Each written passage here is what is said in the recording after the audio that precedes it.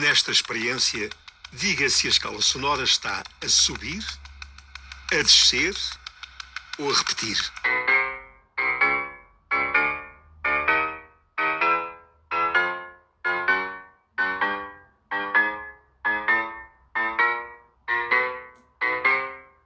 Mais uma vez? Certamente que a sua resposta é a subir.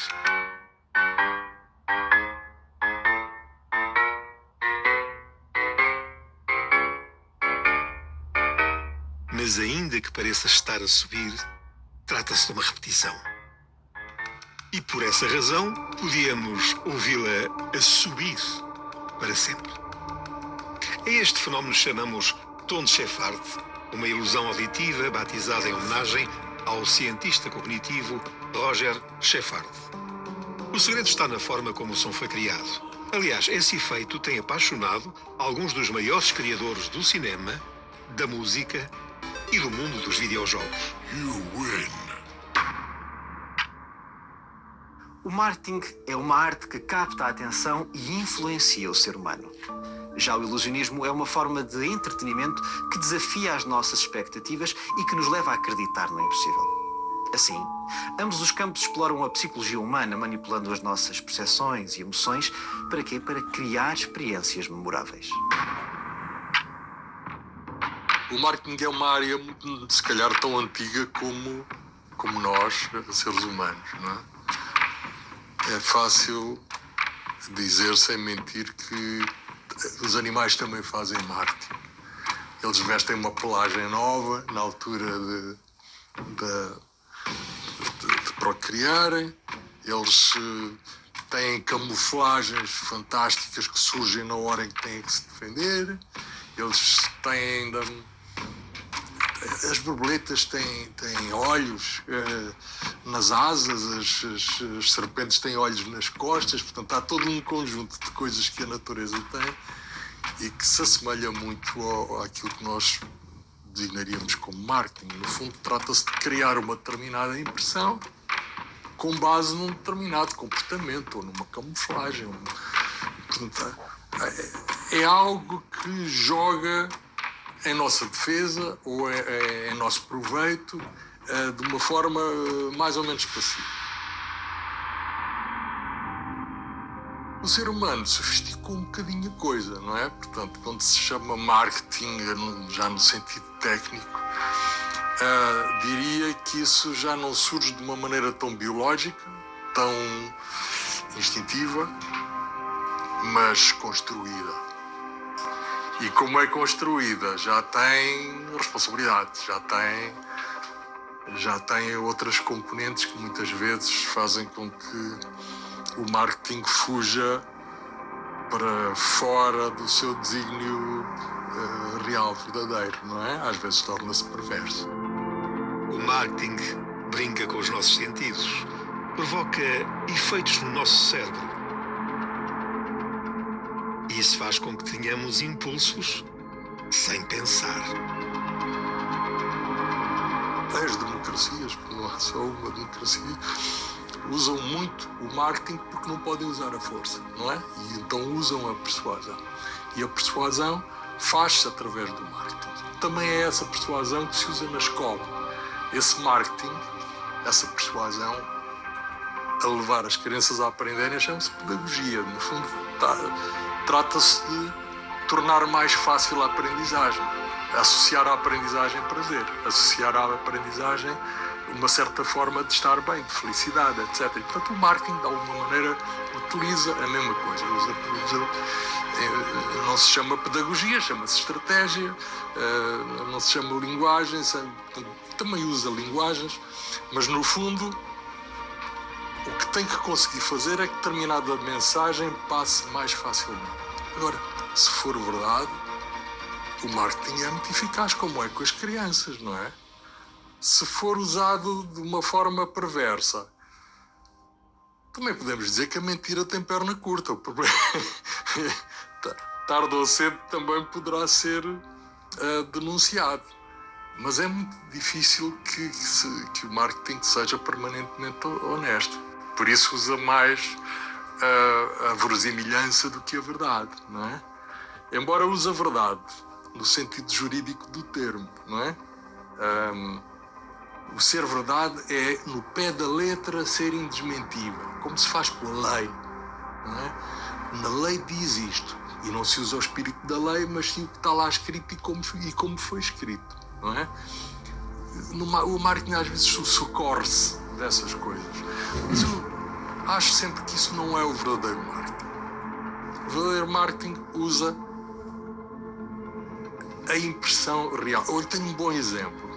Nós tivemos várias vezes, uma delas lembramos-nos em Portugal, de assistir a uma campanha, várias campanhas de uma manteiga vegetal que fazia provas de sabor direto na televisão. Levava as pessoas a provar este ou um concorrente e levar as pessoas a adivinhar qual deles é que era aquela marca, não é? E nós víamos na televisão as pessoas a adivinharem que era aquela marca, reconheciam-na em prova cega e acertavam e mostravam genuinamente, porque eram provas verdadeiras, eram reais, não é? Que aquela era fantástica, lembravam-se muito bem, identificavam-na e era melhor do que a outra concorrente. No entanto, o que as pessoas não sabem é que estas provas levavam muitas horas, às vezes dias, a fazer, e das quais se reuniam seleções e só mostrávamos esta, quase que parecia uma estatística. Portanto, apesar de estarmos a dizer a verdade, estávamos a criar uma impressão que não era verdadeira, não é? De que aquela era preferida pela maioria, porque a gente não mostra, os publicitários, eu não fiz parte disso, mas poderia ter feito. Mas o que é verdade é que as pessoas ficam, quando estão a assistir a isto, com uma percepção distorcida da realidade. E, no entanto, tivemos sempre a dizer a verdade. Há várias razões pelas quais nos deixamos levar pelo encanto do marketing, já que ele se baseia na profunda compreensão do comportamento humano e também nas técnicas persuasivas de influenciar decisões. Deixo-vos aqui algumas das principais razões ou pontos que são comuns ao marketing. O desejo de pertença. O marketing cria muitas vezes a sensação de que, ao adquirir um certo produto, estamos a fazer parte de um grupo exclusivo, alcançando assim uma espécie de status, ou seja, a sensação de que pertencemos a uma comunidade. E essa necessidade de pertencer e ser aceito socialmente é um fator poderoso que nos leva a ser influenciados pelo marketing. Emoções e aspirações. O marketing utiliza estratégias emocionais para despertar sentimentos positivos e também para criar associações entre um produto e as nossas aspirações pessoais. Para isso, mostrar cenários de sucesso, de felicidade, de amor, aventura ou qualquer outra emoção provoca em nós um desejo de consumo. Criação de necessidade. O marketing muitas vezes identifica e explora as nossas necessidades e desejos latentes, criando uma sensação de que precisamos de algo para nos sentirmos completos, felizes e realizados. Influência social. O comportamento humano é altamente influenciado pelos outros e o marketing acaba por se aproveitar desse aspecto ao aproveitar, por exemplo, depoimentos, avaliações positivas e sensações que outras pessoas acabam por manifestar ao adquirir um produto. Técnicas persuasivas. O marketing utiliza uma variedade de técnicas persuasivas e essas técnicas são projetadas para criar um sentido de urgência. Para quê? Para despertar a curiosidade, gerar confiança e persuadir a tomada de decisão.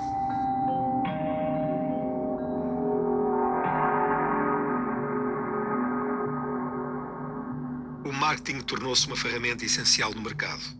E também no caso do ilusionismo foi usado como recurso para encantar.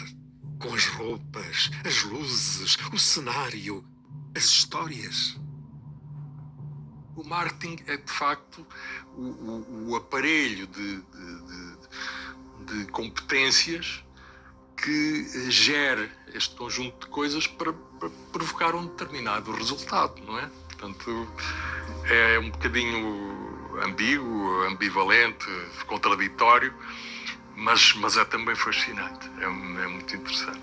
Se tiver, digamos, um bom suporte financeiro, pode ter uma grande vantagem na repetição, na colocação da comunicação consegue ter um efeito hipnótico. E se a própria empresa conferir prestígio aos consumidores, eles são capazes de consumir os seus produtos mesmo que reconheçam cá muito no fundo que aquilo lhes faz mal. Porquê? Porque lhes confere prestígio. E a afirmação social é poderosíssima, é um apelo muito, muito forte, não é? E depois, essa perversidade nas empresas grandes, eu não posso dizer nomes, mas trabalhei com várias empresas em que tive de perto a percepção muito clara de como é que a manipulação funciona, não é? Na área, trabalhei detergentes durante uma série de anos e houve uma altura em que os detergentes, nomeadamente de louça, começaram a vender a ideia de que a concentração permitia a lavagem de muito mais, não era algo mais pratos, era milhares de pratos mais, não é? E a coisa era provável, era fácil de fazer contas fisicamente, e eu em determinada altura achava aquilo curioso porque era perfeitamente possível fazer de uma forma silogística essa prova. Não, podemos mostrar aos próprios consumidores que isto dá de facto mais pratos, inclusive permite fazer um conjunto de novas soluções na gestão doméstica. Quer dizer, não. Aí paramos. Porquê? Porque os consumidores são naturalmente overdosers. A empresa não faz deles overdosers. Eles é que são overdosers. Se eles gastarem mais, não faz mal nenhum. Portanto, proibiam-me de ser mais explícito do que determinado nível de coisa. Portanto, só diziam que era mais concentrado e como era mais concentrado lavava mais pratos, mas a ideia que era preciso deixar no ar era que, como era mais concentrado, era mais eficaz. Mas não precisam de gastar menos. Podem gastar o mesmo, continuar a gastar o mesmo e, sobretudo, pagarem mais.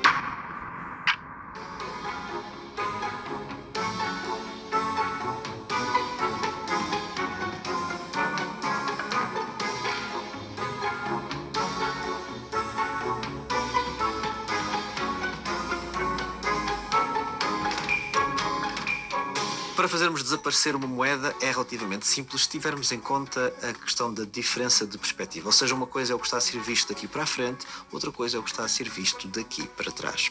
Pois bem, então ao mostrar que a moeda fica aqui guardada, eu crio a ideia de que ela fica guardada dentro da minha mão. Contudo, na segunda vez que eu vou guardar dentro desta mão, este movimento vai esconder uma técnica, que é esta. Na realidade, a moeda é levada para a parte de trás da mão, guardo aqui dentro da manga e volto a fazer este movimento. E desta forma vai parecer que a moeda está ali guardada, quando na verdade já está escondida dentro da minha manga. Depois é só abrir a mão e com alguma delicadeza, algum encanto, faço a magia acontecer. Quando relembramos memórias positivas, o nosso cérebro provoca em nós um sentimento de felicidade. E quando algo nos recorda o passado, também. Recordamos não só desse tempo, mas as pessoas que viviam connosco. Por vezes não queremos que o tempo volte para trás. Queremos é o regresso de quem não pode voltar. Quando é criado o personagem Vitinho, foi com base numa estratégia de que tínhamos que, com uma mensagem que seria restrita, nós, entretanto, isto é tudo sempre com o tempo contado, não é? Como sabe? Em que consegue suscetibilizar a mãe, consegue suscetibilizar o médico, consegue suscetibilizar a criança, não é? Consegue suscetibilizar a mãe através da ternura, a criança através da cumplicidade e o médico através da credibilidade da marca que ele transporta. Portanto, isto, quando nasce o Vitinho, ele nasce com esta responsabilidade, logo com esta carga, não é responsabilidade. Ele traz esta construção, é a forma mais clara de dizer isto. E ele pronto, transforma-se num portador de uma determinada mensagem. Portanto, o Vitinho é aquela simpatia é muito conveniente. Vitinho. Quando a lua acordar, coisas que a vida tem, vai-se o mundo deitar e tu também. Porque estas construções não podem ser construídas de forma artificial, tipo projeto de arquitetura. Têm que ser construídas através da identificação do grupo criativo ou dos criativos envolvidos, com a missão que têm e com a projeção do que são e da sua vida e do seu eu verdadeiro, do seu eu real, não é? O que acontece é que aquele Vitinho é construído e quase involuntariamente com projeções da minha própria vida. Eu tinha uma filha há pouco tempo, eu próprio tinha um fascínio especial que trazia desde a infância, tive na infância, mas que ali se projetou pelo personagem o Huckleberry Finn, e surgiram ali conveniências, porque este miúdo tinha que ter alguma ligação ao produto, tinha que estar ligado aos cereais e, portanto, ao campo, tinha que ter uma vitalidade e que tinha que cumprir, de alguma maneira,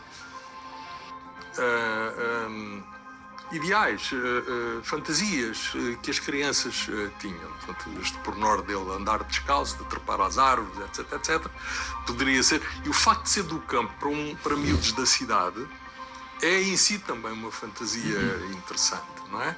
Portanto, tudo o que vem associado à construção do boneco, mas que eu involuntariamente ponho nele, eu não ando a decidir, agora vou pôr uma orelha da minha filha, vou meter um nariz, não sei de quê. Ou, não, isto surge de uma forma amorfa, sem estar muito delineado o que é que lhe estou a pôr. A minha mão decide por aí 90% do que ele tem, mas com esta indução toda que a minha missão traz. Portanto, traz verdade. Não há aqui uma construção artificial, não é? Se ela é conveniente, isso testa-se depois. Olha, giro. Não, isso não. Portanto, isto depois está a ser julgado pelo grupo, não é? Mas quando sai, aquilo tal e qual como a tal margarina, não é? Quando sai é verdadeiro. A triagem é que depois é artificial. Numa sociedade barulhenta onde somos tratados ora como consumidores, ora como consumíveis, o marketing pode ser visto como um perigo. A Milupa portuguesa era, porventura, a mais ou das mais importantes de toda a rede.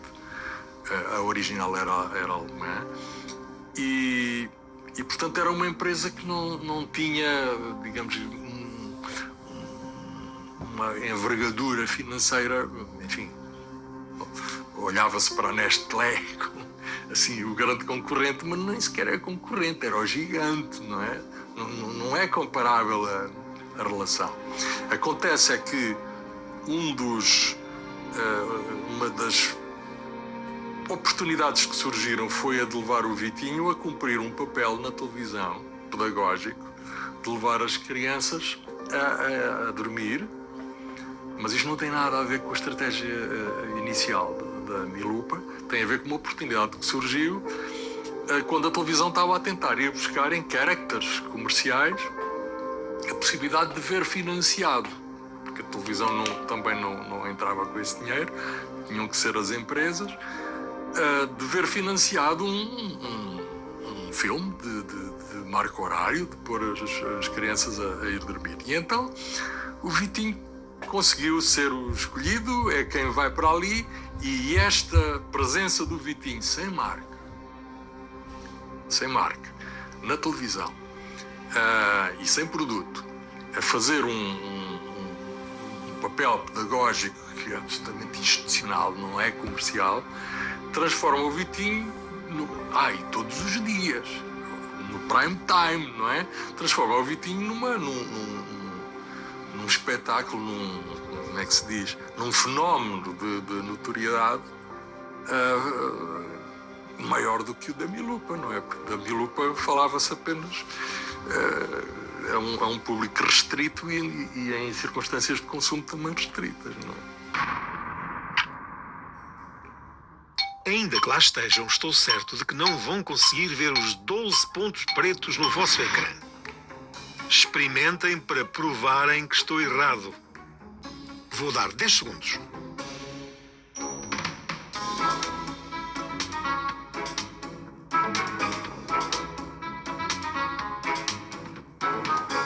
Passo a explicar. Vejamos os 12 pontos. Agora sim, conseguem vê-los ao mesmo tempo. Quando sobrepomos os pontos nas linhas cinzentas, a maior parte desaparece do nosso campo de visão. Este truque deriva de uma ilusão chamada a grade de Hermann, um dos princípios base das ilusões de ótica. Cada vez que fazíamos um filme novo, íamos auscultar os miúdos em aulas, na escola, etc. Fazíamos umas reuniões de grupo e soubemos que isso aconteceu muitas vezes. Os miúdos irritavam-se porque quando começava a dar o Vitinho era mau sinal, era sinal que tinham que se deitar.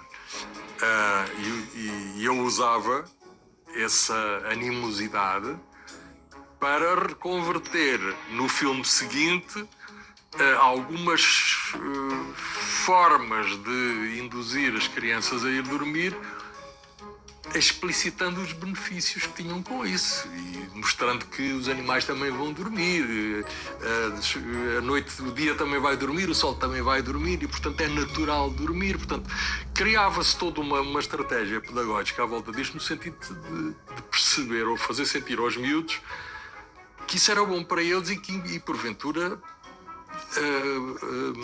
saboroso, que lhes trazia alguma felicidade, nomeadamente conceitos como o descanso do guerreiro, que no terceiro filme ele até baixa o chapéu e cruza a perna com arte, que eu estou aqui porque mereço, porque esforcei-me o dia todo para merecer este descanso, não é? Portanto, isso acontecia, mas também era nosso papel filtrar e agarrar nisso e converter num benefício, não é?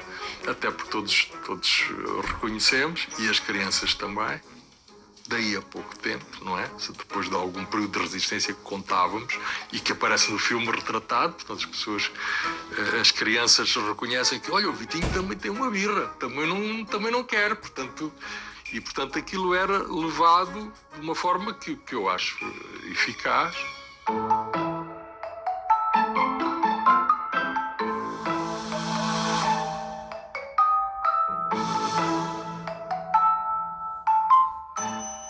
Uma boa apresentação de uma pessoa diante do público é essencial quando se trata de marketing pessoal. Aliás, o marketing pessoal envolve a habilidade de nos promovermos a nós mesmos, às nossas habilidades, experiências e características de forma positiva. Para quê?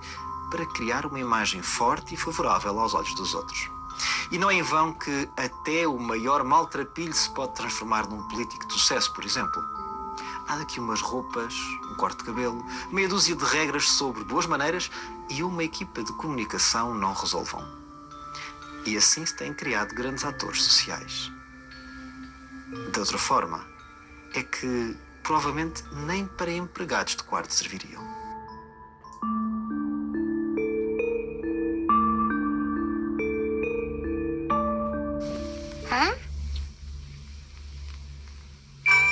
Está na hora da caminha, vamos lá dormir.